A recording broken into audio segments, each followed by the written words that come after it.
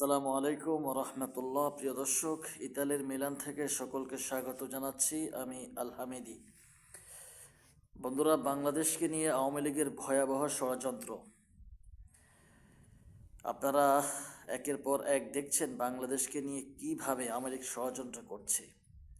একদিকে যখন আমেরিকার ডোনাল্ড ট্রাম্প জিতে গেছে নির্বাচনে, তখন আওয়ামী লীগ মনে করছে যে ওই ডোনাল্ড ট্রাম্প তাদেরকে আবার ফিরে এনে আবার সেই গণভবনে বসিয়ে দিবে, ক্ষমতার চেয়ারে বসিয়ে দিবে। সেটাকে কেন্দ্র করে গত 2-1 দিনে আপনারা দেখেছেন একের পর এক ভয়াবহ ষড়যন্ত্র বাংলাদেশকে নিয়ে। এত ভয়াবহ ষড়যন্ত্র মোকাবেলায় কি বর্তমান যে ইউনূসের সরকার, তারা কি মোকাবেলা করতে কতটুকু প্রস্তুত? আজকে গতকালকে পরশু আপনারা দেখেছেন যে আইন উপদেষ্টা আসিফ নজরুল স্যার, এই যে আমাদের মিলানের পাশেই সুইজারল্যান্ডে আসছিল, সেখানে ওনাকে এই ফ্যাসিস্টের দোসররা কীভাবে হেনস্থা করেছিল। 2 দিনের পরের দিন মানে গতকাল দেখলাম শেখ হাসিনার কল রেকর্ড ফাঁস হয়েছে যে আগামী 10 নভেম্বর ডোনাল্ড ট্রাম্পের ছবি নিয়ে বড় জমায়েত করতে বাংলাদেশের রাজধানীতে বিভিন্ন জায়গায়, সেখানে ডোনাল্ড ট্রাম্পের ছবি লাগাইয়া ব্যানারের মধ্যে তার ছবি নিয়ে যখন বড় ধরনের শোডাউন করবে, মিছিল করবে, তখন প্রশাসনের থেকে তাদেরকে আক্রমণ করা হবে। তো এটা করার সময়, এটা যখন করবে, আবার ভিডিও ম্যান থাকবে, সে ভিডিও ম্যানে ভিডিও করবে, সেটা শেখ হাসিনার কাছে পাঠাবে, উনি একেবারেই প্রেসিডেন্ট ট্রাম্পের কাছে পাঠাবে। এই যে ষড়যন্ত্র। এরপরে দেখলাম আমাদের ইলিয়াস ভাই কিছুক্ষণ আগে আরেকটা ভিডিও কল ফাঁস করছেন যে গুন্ডা লীগদের একটা কল রেকর্ড ফাঁস করছে। তা কত বড় ভয়াবহ! পুরা বাংলাদেশটাকে, ঢাকা শহরটাকে দখল করার জন্য তারা কিভাবে পরিকল্পনা, জুম মিটিংয়ের মাধ্যমে তারা সবাই ঐক্যবদ্ধ হচ্ছে। তারা কি করবে, ঢাকা শহরে যাত্রাবাড়ি দিয়ে অ্যাটাক করবে, সব ব্লক করে দেবে। যাত্রাবাড়ি, চট্টগ্রাম দিয়ে যাত্রাবাড়িতে যারা যারা এই পুরো এই পথটা বন্ধ করে দিবে। আবার সেখান দিয়ে গাজীপুর এয়ারপোর্ট, গাজীপুর মোহনা দিয়ে চৌরাস্তা ব্লক করবে, আবার এয়ারপোর্ট দিয়ে এখান দিয়ে ব্লক করবে, আবার ওইখান দিয়ে আশুলিয়া দিয়ে, মোট কথা চতুর্মুখী ঢাকা শহরটা ব্লক করে ইউনিভার্সিটিগুলো, ঢাকা ইউনিভার্সিটি করে জাহান্নাম বানিয়ে দিবে, পুড়ে সারখার করে দিবে। East West university, Northern university, বড় বড় আর কয়েকটার কথা বলছে, এগুলোকে জ্বালিয়ে ফুড়িয়ে দিবে। ছাত্রদেরকে গালি দিয়ে বলছে এদের টাইম নাই। এই যে ভয়ঙ্কর ষড়যন্ত্র, একের পর এক আওয়ামী লীগ গুন্ডা ফ্যাসিস্ট, এদের একের পর এক বিধ্বংসী বক্তব্য আসছে। এদের ভিতরে ন্যূনতম অনুশোচনা বোধটাটুকু নাই। এই যে তারা গণহত্যা চালিয়েছিল দীর্ঘ 16টি বছর, হাজার হাজার নিরস্ত্র আলেমদেরকে পাখির মতো গুলি করে মারছে, সেনাবাহিনীর এতগুলা অফিসার, বিডিআর এতগুলো অফিসারকে মারছে, এদের বিন্দু পরিমাণ কোনো অনুশোচনা আছে? এতগুলো টাকা, কোটি কোটি বিলিয়ন বিলিয়ন টাকা পাচার করেছে, তাদের অনুশোচনা আছে? বাংলাদেশের প্রশাসনকে দেউলিয়া করে দিয়েছে, পুরা অল প্রশাসন, র্যাব, বিজিবি, পুলিশ, আর্মি, সবগুলোকে তারা নিজের দাসে পরিণত করেছে। তাদের বিন্দু পরিমাণ কি তাদের কদর অনুশোচনা আছে? তাদের অনুশোচনা নাই। কারণ তাদের অনুশোচনা, একটা নেতার দেখান যে একটা নেতা এই পর্যন্ত গণহত্যা করছে, তারা ছাত্রদেরকে পাখির মতো গুলি করে মারছে, একটা অনুশোচনা আছে? অনুশোচনা নাই। তারা মনে করে এই দেশটা শুধুমাত্র আওয়ামী লীগের, এই দেশে যারা আওয়ামী লীগ করবে শুধু তারাই এদেশে থাকবে, অন্য কেউ এই দেশে থাকার কোনো অধিকার নাই। আসলে কি তাই? এরকম করার জন্য কি দেশ স্বাধীন করছেন? স্বাধীনতা স্বাধীনতা গান গেয়ে দিয়ে আমাদেরকে কান জ্বালাফালা করে ফেলানো হচ্ছে। এই যে ভয়াবহ শত্রুতা, এই যে তাদের আগ্রাসী মনোভাব, এরা কি আপনার কোনো একটি মুহূর্ত যদি সুযোগ পায়, এরা কি কিছু বাদ রাখবে? সুযোগ হাতছাড়া করবে? ভয়াবহ পরিকল্পনা করছে।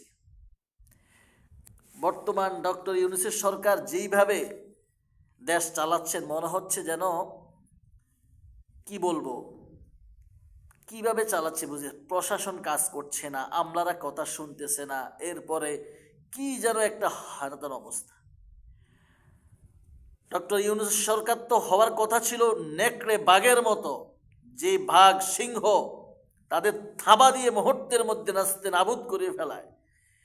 যেভাবে একটা বন, বিশাল সুন্দরবন, যেভাবে কি বলে আপনার সিংহ বাঘ যেভাবে থাবা বেড়া হুঙ্কার দিয়ে পুরা অল সুন্দরবন কন্ট্রোল করে, দরকার তো ছিল সেইভাবে আওয়ামী লীগ ফেসিবাদের দোসরদের বিরুদ্ধে সেইভাবে হুঙ্কার দিয়ে দেশ পরিচালনা করা, কিন্তু তাদের এই হুঙ্কার তো দেখতে পাচ্ছি না।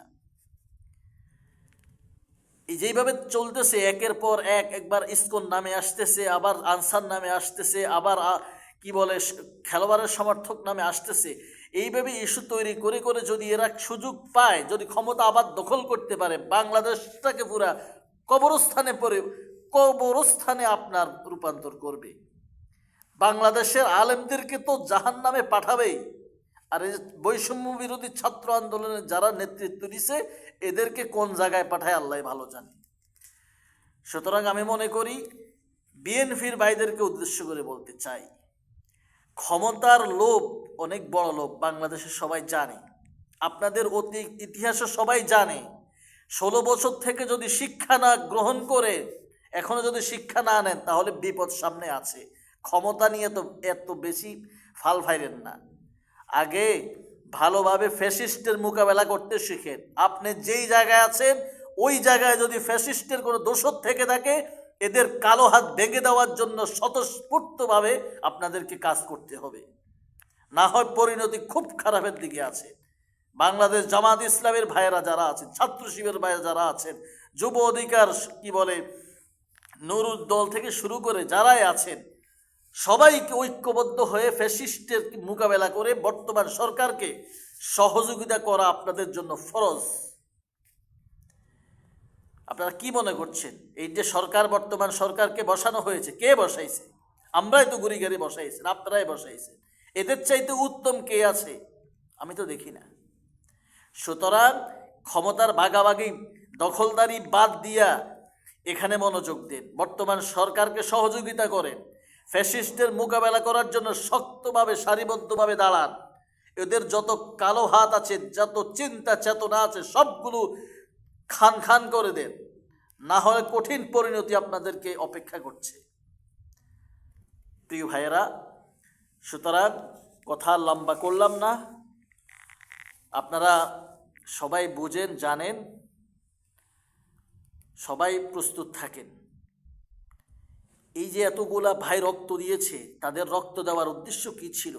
দেশে বৈষম্য থাকবে না, দেশের প্রত্যেকটা মানুষ তাদের নৈতিক অধিকার ফিরে পাবে, প্রত্যেকটা মানুষ তাদের জাল মালের নিরাপত্তা পাবে, প্রত্যেকটা মানুষ তাদের পড়ালেখা করার পর তাদের চাকরির গ্যারান্টি পাবে, কর্মের গ্যারান্টি পাবে, অসুস্থ হলে চিকিৎসার গ্যারান্টি পাবে, যেটা থেকে দীর্ঘ বহু বছর অপেক্ষা করছে মানুষ। মানুষ তার নিশ্চিন্তে তার ভোটটা দিতে পারবে সুন্দর বক্সে। আমার বয়স প্রায় 30-35 হয়ে গেছে, আমি একটা ভোট দিতে পারিনি আজ পর্যন্ত। এই দুঃখ কাকে বলবো? সুতরাং ভোট অধিকার ফিরে পাওয়ার জন্য, দেশের প্রত্যেকটা মানুষের জীবনের মান নিশ্চিত করার জন্য, অধিকার নিশ্চিত করার জন্য আমার এসে মুগ্ধ, আমার সাইদ, আমার যেই সমস্ত ভাইয়েরা রক্ত ঢেলে দিয়ে জমিনটাকে সিঞ্চিত করেছেন, উর্বর করেছেন, সেই উর্বর জমি থেকে কোনো ব্যক্তি, কোনো সংগঠন যদি একলাভাবে বেনিফিশিয়াল হতে চায়, লাভবান হতে চায়, তাদেরকেও রুখে দিতে হবে। এই দেশ আমাদের সবার, কারো বাপের না, মনে রাখতে হবে। সবাই ভালো থাকেন। আল্লাহ হাফিজ। আসসালামু আলাইকুম।